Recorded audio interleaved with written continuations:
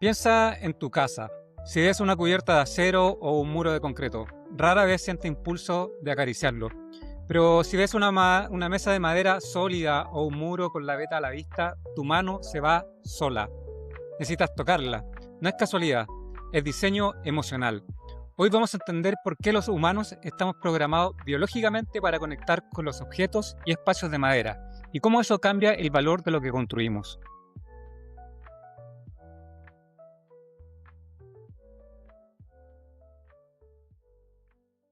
Hola madereros, bienvenidos a Madera que Construye. Hoy vamos a hablar de la relación física y emocional que tenemos con los materiales. Nos acompaña Rubén Jacob Dazarola, diseñador industrial y doctor en diseño. Rubén es investigador en algo fascinante llamado diseño emocional e interacción tangible. Él estudia científicamente qué nos pasa cuando interactuamos y tocamos productos hechos de madera. Rubén, bienvenido. Para los mueblistas, carpinteros y constructores que nos escuchan, el concepto de diseño emocional puede sonar muy académico. Cuéntanos qué significa exactamente que un producto o un material tenga emoción y por qué mi cerebro reacciona distinto al tocar el brazo de una silla de madera versus una de plástico, por ejemplo. Antes de seguir con nuestra conversación, quiero hacer una pequeña pausa para contarte algo que te va a interesar si trabajas con madera. Sabemos que ser constructor, ferretero, mueblista en Chile no es fácil. El precio de la madera sube, baja y cambia todas las semanas. Y muchas veces cuesta mucho encontrar proveedores confiables que te den buenos plazos y productos de calidad. Por eso, en Ferramenta te queremos ofrecer madera al por mayor, asesoría directa, despachos rápidos y una línea de crédito. Y además, una caja de muestra gratis para que puedas ver, tocar antes de comprar. Si vendes, construyes o fabricas en madera, esto es para ti. Haz crecer tu negocio con nosotros. Pide tu caja de muestra a costo cero y escríbenos en WhatsApp o www.ferramenta.cl. Y no te quito más tiempo. Sigamos con nuestra conversación aquí en Madera que Construye, donde la madera no solo transforma, también inspira. Hola Camilo, bueno, gracias por la invitación. Bueno, la pregunta es amplia, ¿cierto? El diseño emocional es una de las tantas como perspectivas que tiene el diseño de productos, el diseño industrial, también diseño de experiencias y servicios apunta un poco hacia allá. Y pensamos que desde esta perspectiva, digamos que toda interacción del ser humano, ¿cierto?, con su entorno, está sujeta a elementos afectivos, a emociones. Por ende, eso se puede estudiar y se puede de alguna manera dimensionar, medir y establecer, ¿cierto?, estas diferencias que hay, como la que tú mencionas, entre este contacto con un material natural, que siempre ha estado con nosotros, que nos acompaña desde que el ser humano es ser humano, hasta los plásticos o los metales, ¿cierto?, que van a provocar otras reacciones. Las diferencias vienen por un montón de cosas, ¿cierto? Vienen por esta familiaridad que tenemos con este material. Me imagino que ya quizás ha salido antes en el podcast el concepto de biofilia, ¿cierto?, que tiene que ver con esta predisposición natural que tenemos hacia las cosas que son naturales, valga la redundancia, ¿cierto? Y la madera es una de ellas, y que nos hace sentir mejor, nos hace sentir de alguna forma estimulados y conectados. Entonces, va un poco por ahí, estas grandes diferencias que se presentan entre este material y otro. Y nosotros desde el diseño basado en las emociones, el diseño afectivo se suele llamar también, tratamos de entenderlo y medirlo también. Rubén, madereros, un dato que duele. El cemento y el acero son responsables del 15% de las emisiones del planeta. Llevamos demasiado tiempo creando productos y estructuras grises, cuando el mejor material del mundo crece solo con sol y agua. La madera no solo aísla, resiste y le devuelve el alma a lo que fabricamos. Si tú también amas este oficio y quieres dejar un legado, apóyanos suscribiéndote. Perdón, me distraje. Voy de nuevo. Rubén y madereros, un dato que duele. El cemento y el acero son responsables del 15% de las emisiones del planeta. Llevamos demasiado tiempo creando productos y estructuras grises, cuando el mejor material del mundo crece solo con sol y agua. La madera no solo aísla, resiste y le devuelve el alma a lo que fabricamos. Si tú también amas este oficio y quieres dejar un legado, apóyanos suscribiéndote al canal. Haz clic acá abajo y sigamos con el episodio. Rubén, hablando de devolverle el alma a los objetos, aterricemos la ciencia del diseño emocional al negocio del mueblista y del constructor. En Chile a veces tenemos la costumbre de tapar la madera. La lijamos al extremo, le ponemos selladores gruesos o barnices muy brillantes que parecen plástico.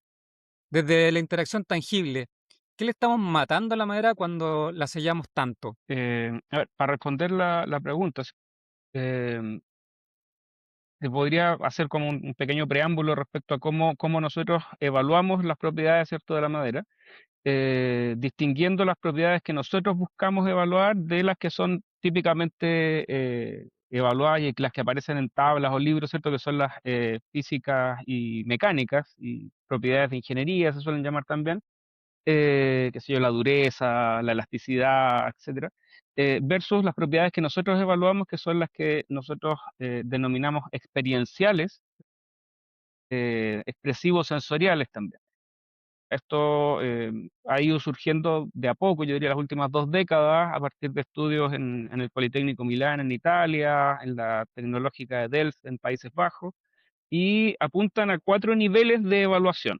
Así como desde el punto de vista físico-mecánico medimos, qué sé yo, dureza, elasticidad, nosotros medimos 4 niveles que tienen que ver el primero con lo sensorial, que se ajusta directamente a lo que tú me preguntas, el segundo con lo afectivo, que son las emociones, las sensaciones que nos hace sentir a nivel como, diría yo, directamente involucrado con nuestras emociones más profundas, lo interpretativo que tiene que ver con la cultura, tiene que ver con lo que significa para nosotros, pero un poco mediado por aquellas vivencias que hemos tenido, dónde nacimos, había madera, no había madera, ¿cierto? ¿Y qué significaba para nosotros este material en nuestras casas cuando niños? Eso lo vamos cargando y finalmente se transforma también en significado. Y un cuarto nivel que se denomina performativo, que tiene que ver con aquello que los materiales nos invitan a hacer. Nosotros, y vuelvo un poco a lo que tú mencionabas en un comienzo, no nos acercamos igual, no tocamos igual, no palpamos igual eh, una silla, por ejemplo, de madera que una silla de plástico o una de metal. ¿Cierto? No tomamos igual una taza de plástico que una taza de cerámica. ¿Cierto? Los materiales nos hacen de alguna manera nos obligan a hacer ciertas gestualidades distintas, a tomarlos de formas distintas, a hacerles cariño de formas distintas. Entre esos 4 niveles, el nivel sensorial es aquel que tiene que ver con, valga la redundancia, los sentidos directamente, y es lo que nos permite a nosotros medir, por ejemplo, si la madera que estamos percibiendo, que estamos tocando en este momento, pierde o no pierde, por ejemplo, algo de sus cualidades naturales al estar cubierta. Hay bastante evidencia académica que determina que incluso pintada de un color, ni siquiera barnizada simplemente, la madera aún mantiene algunas propiedades. La gente a través de la pintura se siente conectado, es capaz de ver las diferencias de brillo, las diferencias de las vetas, las diferencias de nivel que tiene una superficie de madera y entender qué es madera y conectarse afectivamente a ella. Sin embargo, como bien tú dices, ¿cierto? Hay una pérdida de algunos factores. Nosotros cuando lo evaluamos, particularmente intentamos generar una variedad de pruebas o de probetas o de muestras que nos permita evadir un poco ese recubrimiento, a pesar de que en el cotidiano, en general, lo que tenemos cerca está recubierto. Entonces, es muy raro que toquemos madera desnuda, esto en general tiene algún tipo de sellador, barniz, laca encima. Pero aún así, ¿cierto? Cuando la evaluamos, intentamos mantener, por ejemplo, uno de los sentidos importantes para percibir la madera, que es el olfato. ¿Cierto? El olfato nos conecta también con algunas maderas más que con otras, ¿cierto? Pero los que conocen de algún tipo de madera, particularmente las nacionales, yo creo que si les digo, piensen en el aroma del raulí, lo pueden percibir, ¿cierto? Lo pueden pensar porque es particularmente notorio. El laurel también, por supuesto, tiene aromas interesantes. Entonces, ese tipo de factores al momento de estar recubiertas se pierden. A veces es positivo, ¿cierto? Yo creo que, por ejemplo, al generar interiores de madera en espacios a lo mejor reducidos, ¿cierto? En espacios que deben ser inocuos, en espacios que a lo mejor deben tener algún tipo de impronta más tradicional, como una oficina, por ejemplo, quizás que esté presente el aroma no sea conveniente, pero en otras partes es conveniente, es necesario y es esperado. ¿Cierto? En el interior de una cabaña, en unos muebles rústicos que están, qué sé yo, en un patio, en un jardín, uno espera la experiencia sensorial completa, no solamente la visual. Claro, claro. Rubén, si soy un modelista o un arquitecto de interiores, ¿cómo uso el diseño emocional para explicarle a mi cliente que un revestimiento o un mueble de madera real vale su precio frente a una imitación sintética? Es una buena pregunta. Sí, yo, bueno, les recomendaría visitar la página del proyecto que nosotros realizamos, que está disponible gratuitamente, ¿cierto? Con todos sus resultados, justamente para apoyar a mueblistas, arquitectos, diseñadores, gente que se dedica al mundo de la madera o que trabaja con madera y que tiene que seleccionarla para sus proyectos y entrega justamente información que podría ayudar a justificar ese tipo de decisiones, ¿cierto? La página es maderanativachile.cl, bastante simple la dirección, ¿cierto? Maderanativachile.cl, y ahí aparece 15 especies nacionales, 15 especies nacionales más el pino, que lo utilizamos como una línea base, ¿cierto? Ya que es como la madera más conocida y utilizada. Entonces uno puede entender básicamente si mi madera es más apreciada o menos apreciada que el pino o anda por ahí, y eso ayuda bastante como a darse una idea un poco de las cualidades que tienen las maderas nacionales, que casi todas están por sobre la línea base del pino. Y aparecen un poco las mismas descripciones que yo les mencionaba antes. Aparecen las emociones que están vinculadas a cada una de las especies nacionales, las sensaciones, las palabras que la gente le sugiere cada una de las especies como significados culturales, ¿cierto? Que traen, y que finalmente son aquellas cosas que van a dar un mayor valor y un aprecio mayor de las personas por una madera al natural, ¿cierto? Una madera nativa en este caso, versus materiales sintéticos, recubrimientos, qué sé yo, de plástico o incluso melaminas que cada vez están más cercanas, ¿cierto? En términos de tacto y de sensaciones siguen manteniendo una diferencia respecto a lo que es la madera natural. Tremendo dato, Rubén. Así que ya saben, ya se pueden meter a la página. Si quieren, la vuelva a repetir para que la tengan ahí presente en nuestra Sí, audiencia. es madera nativa Chile. Perfecto, gracias, Rubén. Bueno, Rubén, un objeto de plástico viejo se ve gastado y se va a la basura. Y un objeto de madera viejo adquiere una patina y cuenta una historia. Cuéntanos por qué valoramos emocionalmente las cicatrices de la madera. La madera es uno de los materiales que, y aquí voy a ocupar palabras de Valentina Rognoli, ¿cierto? Que es una investigadora italiana que estuvo con nosotros dentro del contexto de ese proyecto que mencioné. eh, es uno de los materiales que envejece con gracia. Igual que las personas, hay personas que envejecen mal y otras que envejecen bien, los materiales también. Y tal como lo dices tú, plástico en general con el tiempo se va transformando en basura. No tienes esa muerte digna que puede tener un producto de madera o ese envejecimiento con gracia. Y la madera, de alguna manera, al ser natural, tiene ese proceso de envejecimiento.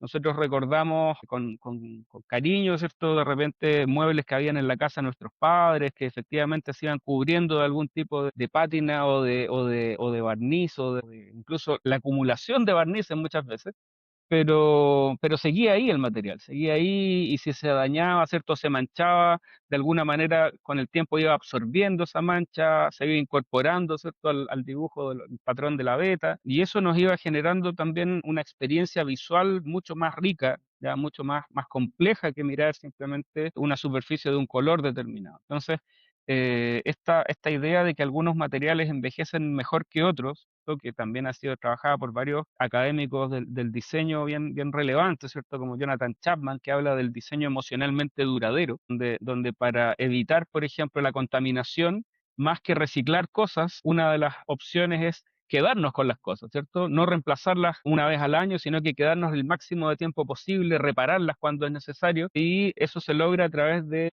apegarnos a ellas emocionalmente, no desde un punto de vista materialista o consumista, sino porque efectivamente tienen experiencias, tienen vivencias y nos han ido acompañando a través de la vida. Entonces, las cosas de madera son probablemente las que mejor logran eso, ¿cierto? Hay otros materiales que curiosamente también son naturales, que tienen un poco esta característica como el cuero.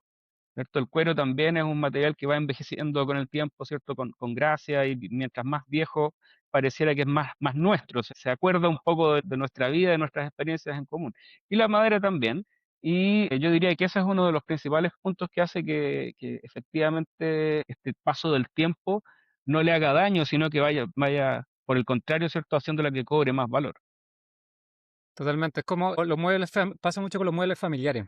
Lamentablemente, ahora estamos en la era de IKEA y estos muebles así que ya han hecho un poco perder esa tradición de que nos podamos traspasar los muebles, pero todavía existe este sentimiento que nos apegamos a esta emoción, por ejemplo, a estos muebles, que además hay unos que son preciosos, o sea, que sería una lástima tirarlo a la basura o incluso convertirlo en otra cosa, porque Son muebles realmente con un nivel de detalle y artesanía que son invaluables. Rubén, en los talleres y en la obra hay muchas costumbres heredadas. Vamos a un test rápido. Mira, yo te digo una creencia del rubro y tú me dices si es mito o realidad y me lo explica en breves segundos. Ujú. Vamos con la primera. Para que un mueble o un revestimiento se sienta de lujo, la madera tiene que estar perfectamente lisa y brillante. ¿Mito o realidad? Mito. Tiene que ver con la cultura, es uno de los aspectos que tiene que ver con la cultura. Podría ser realidad probablemente en Japón y en países orientales, ¿cierto? Donde se prefiere la madera lisa, sin nudo, casi blanca, ¿cierto? Pero los canadienses, por ejemplo, prefieren la madera rústica. Los norteamericanos también. Si tú ves las cocinas norteamericanas, ¿cierto? Están llenas de nudos, con la veta muy como con relieve, ¿cierto? Acabados que son muchas veces imperceptibles y que hacen que la madera se vea como recién salida del árbol. Entonces, absolutamente mito. Vamos a la siguiente. Mito también, el diseño emocional lo que busca es conectar a las personas con las cosas de un punto de vista afectivo, un poco por razones, ¿cierto? Puramente afectivas por una parte, pero por otro también por razones más funcionales, como la que mencionaba antes del diseño emocionalmente duradero, ¿cierto? Que se vuelve una estrategia contra el consumo y contra, ¿cierto? La contaminación. Muchas empresas que trabajan haciendo paneles, incluso los que trabajan haciendo paneles como de melamina y recubrimientos artificiales, están apoyándose en diseño emocional, en medición, ¿cierto?, de sensaciones para definir lo que van a elaborar finalmente como producto industrial. Y vamos con la última. A la gente le importa más que la madera sea barata y funcional a que cuente una historia. ¿Mito o realidad? Yo diría que ese es como mitad y mitad. Creo que estamos ahí en un punto medio, ¿cierto? Todavía el costo de la madera es importante. Es un material que si bien es alcanzable, en ocasiones es caro o en algunas especies es más caro que en otras, dado su dificultad para conseguir. Y eso lleva a que a veces de alguna manera se haya que ecualizar un poco, ¿cierto?, la decisión, por una parte considerando el precio, por otra parte considerando todos los valores y prestaciones, ¿cierto?, desde el punto de vista afectivo. Entonces, yo diría que ahí estamos en la mitad. Interesante. Bueno, sigamos con otra conversación. Rubén, tú formas a futuras generaciones de diseñadores industriales en la Universidad de Chile. Cuéntanos, ¿sientes que los nuevos estudiantes vienen con más ganas de ensuciarse las manos y entender la madera real o están muy pegados a la pantalla y al render 3D? Yo me inclinaría a pensar que hay menos afinidad natural, ¿cierto? Que la que traen del colegio, por decirlo así, con la madera y con otros materiales y a ensuciarse las manos y a doblar un tubo metálico, por ejemplo, para entender cómo se puede doblar y cómo se flecta cuando eso ocurre. ¿Cierto? Y si se va a romper, no se va a romper, se va a arrugar, no se va a arrugar, ¿cierto? Si la madera voy a poder, qué sé yo, perforarla en determinados espesores sin que se quiebre, etcétera. Son cosas que no se aprenden desde los libros, ni desde la pantalla, ni mirando YouTube, sino que haciéndolo. ¿Cierto? Nos cuesta un poco generar este tipo de curiosidad natural que en general los diseñadores debiesen tener, pero se logra. O sea, creo que hay un proceso de aprendizaje que quizás antes venía un poco más de la casa. Mucha gente de mi generación y previa, ¿cierto? Tenía talleres en la casa, aprendía, ¿cierto? Con los papás o con los abuelos, ¿cierto? A trabajar materiales de forma natural y cuando iban a estudiar diseño, lo que querían era un poco perpetuar eso o transformarlo en su profesión. Hoy en día yo diría que es parte del proceso de aprendizaje de los diseñadores, que quizás llegan por otras razones, llegan por razones quizás buscando más el desarrollo de corrientes estéticas o de lo que han visto justamente en pantallas, como mencionabas tú, pero el proceso de la carrera finalmente va haciendo que comprendan la relevancia que tienen estos procesos finalmente manuales, de oficio, ¿cierto? Que conectan con la técnica, con la tecnología, con el render 3D también, ¿cierto? Con la inteligencia artificial y generan finalmente propuestas de diseño que apuntan un poco a todo esto que hemos estado hablando, ¿cierto? Por una parte a lo estético, a lo afectivo, por otra parte a lo técnico, tecnológico y material. Totalmente. Rubén, hoy se habla mucho de reciclar, pero tú investigas cómo nos vinculamos con los objetos. ¿Es posible que la verdadera sustentabilidad sea crear objetos y espacios de manera tan emotivamente valiosos que la gente simplemente no quiere botarlos nunca? Yo creo que soy un convencido, digamos, de que la propuesta del diseño emocionalmente duradero es correcto, digamos. O sea, creo que va hacia allá el norte. Creo que es una manera de volver de alguna manera más lenta las ruedas, no del progreso, sino como de la producción industrial indiscriminada muchas veces. No es necesario tener un nuevo modelo de iPhone todos los años, ni un nuevo modelo de auto de todos los autos existentes todos los años, y sin embargo así es. Desde el punto de vista del diseño emocionalmente duradero, lo que se busca es perpetuar esa relación, ¿cierto?, con los objetos, perpetuar, ¿cierto?, la posibilidad de repararlos, que creo que es algo que también hemos ido perdiendo, ¿cierto? Cuando un teléfono viene completamente sellado, cuando viene con tornillos especiales que solamente los puedes abrir con una herramienta especial, los fabricantes están impulsando el recambio rápido, y que cuando algo falla, ¿cierto?, por mínima que sea esa falla, sea imposible de reparar y tengas que comprar otro. Y eso ha ido cambiando, afortunadamente. Las legislaciones están girando un poco hacia la reparación nuevamente. La Unión Europea hace un par de años sacó una ley, la ley de la reparación, donde justamente se busca ir en el sentido contrario. Creo que efectivamente el diseño va un poco en esa dirección, ¿cierto? Va en la dirección de efectivamente reciclar, pero primero hacer perdurar esto todo lo posible. Claro, totalmente. Evitar esa obsolescencia programada que no tiene acostumbrado hoy día al mercado. Bueno, Rubén lo acaba de decir, la honestidad del material y la textura son lo que conecta con el cliente final. Pero para lograr esa calidad necesitas partir con una buena materia prima. En Ferramenta.cl somos el aliado de los mueblistas, constructores y ferreteros. Despachamos tableros, molduras, madera dimensional, etcétera, con estándares de exportación directo a tu taller u obra. Y usa el 5% de descuento en tu primera compra, que es un regalazo para el mundo B2B. Tú pones el diseño emocional, nosotros la madera. Rubén, como diseñador industrial experto en madera, ¿tienes algún objeto o mueble de madera en tu casa que tenga un valor emocional incalculable para ti? ¿Qué lo hace especial ese objeto? Sí, bueno, varios en realidad. Creo que hay muebles que eran de mi familia, ¿cierto? Muebles que están en la casa de mi familia, ¿cierto? Que también incluso lo puedo recordar si empiezo a pensar en ellos, ¿cierto? Son parte de, como de la familia. Y lo que los hace especial es un poco, quizás todo lo que hemos ido hablando. Tú lo mencionaste muy bien en un momento. O sea, el mueble de la familia se va transformando, el mueble de la familia puede tener incluso detalles o defectos o daños que van siendo como casi reparados con el tiempo, ¿cierto? Sin necesidad de hacerle nada. Y creo que es eso, o sea, creo que los muebles de madera llenos de detalles antiguos nos acompañan de formas que quizás un mueble IKEA, como también tú sacaste, digamos, a colación, un mueble IKEA o un mueble Easy, esto no alcanza ese tipo de dimensiones, ese tipo de profundidad, de conexión, de saber desde el principio que ese mueble es posible que esté ahí para siempre. Cuando uno se compra un mueble de estos de RTA, ¿cierto? Sabe que tiene un tiempo de vida, es útil, por supuesto, es barato, pero jamás uno lo piensa como que va a estar ahí para siempre, a diferencia justamente del mueble de la familia, que es como uno piensa también a los papás y a los hermanos, ¿cierto? Como parte del entorno que va a estar ahí, nos va a acompañar si es que no pasa nada malo por mucho, mucho tiempo. ¿Ya? Eso no lo tiene otro material, ni lo tienen otros muebles que sean de otros materiales, qué sé yo, artificiales o incluso de estos reconstituidos. Entonces, solamente el mueble de madera que deja ver la madera, que se nota que es de madera y que se muestra honestamente a la gente que interactúa con él. Claro. Rubén, ¿qué le diría a esos carpinteros movilistas que nos están escuchando en su taller sobre el poder que tienen sus manos para crear emociones en otras personas? Les diría que se atrevan, que salgan un poco de las maderas como más tradicionales o del uso de las placas, ¿cierto?, de MDF como por defecto, ¿cierto? Yo creo que el MDF y los materiales, ¿cierto?, recubiertos con, qué sé yo, láminas melamínicas, etcétera, son una súper buena solución y son también un complemento interesante, pero como hemos conversado durante el programa, nada reemplaza la madera real.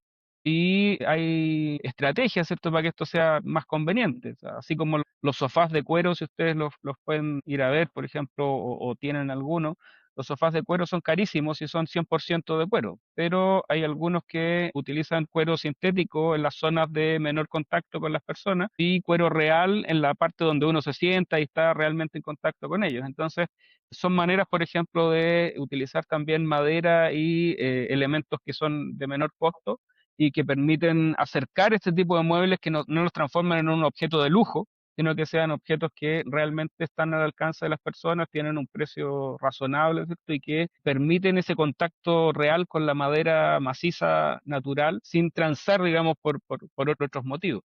Y que se atrevan también con las maderas nativas chilenas, ¿cierto? Que son preciosas, son reconocidas por las personas las entienden como algo que tiene un valor, que tiene cierto contacto a nivel como incluso patrimonial, ¿cierto? Y que bien explotadas pueden ser recursos naturales, ¿cierto? Infinitos. En Chile hemos cometido errores, ¿cierto? Con algunas formas de explotación de la madera a través del tiempo, pero hoy en día también hay explotación, ¿cierto? Con bastante sentido, con posibilidad de ser totalmente sustentable a través del tiempo y es bueno atreverse con ese tipo de especies. Hoy en día es muy difícil encontrar en una tienda un mueble, por ejemplo, de ulmo, un mueble de roble, un mueble, qué sé yo, de un tipo de ciprés de los que tenemos. Entonces, ¿qué pasa con eso? Pasa que la gente va perdiendo el contacto a la larga y cuando los ve, los encuentra especiales, los encuentra diferentes y obviamente se van a sentir atraídos y van a, yo creo, captar casi de manera, sin necesidad de decirles nada, que hay algo especial ahí. ¿Cierto? Creo que hay una posibilidad interesante de negocio directamente para alguien que se dedica al mobiliario, a hacer muebles, ¿cierto? A través de este contacto con lo afectivo que está en las personas. Totalmente, un mueble de madera agrega mucho más valor y sentido a nuestra vida diaria. Rubén, para cerrar como en nuestra tradición, si tuvieses que definir la madera en una sola palabra, ¿cuál sería y por qué? Qué difícil la pregunta. Yo diría material. Es el material. Creo que no hay más, no hay ningún otro elemento que genere en el ser humano lo que genera la madera. Es el material por defecto, es el primer material que nos acompañó desde que evolucionamos hasta ser lo que somos ahora. Y eso se nota en todo lo que hemos ido hablando, en este contacto, en esta naturaleza, en este bienestar que nos provoca, en esta belleza intrínseca que tiene, sin necesidad de necesitar pinturas o barnices, sigue siendo bella y cuando están bien aplicados este tipo de recubrimientos la hacen más bella todavía. Así que yo diría eso, es material. Excelente, me quedo con esa definición. Muchas gracias, Rubén. Hoy aprendimos que trabajar la madera no es solo armar piezas, es diseñar emociones, crear vínculos. Desde Ferramenta te haremos llegar un pequeño presente en forma de agradecimiento por haber participado.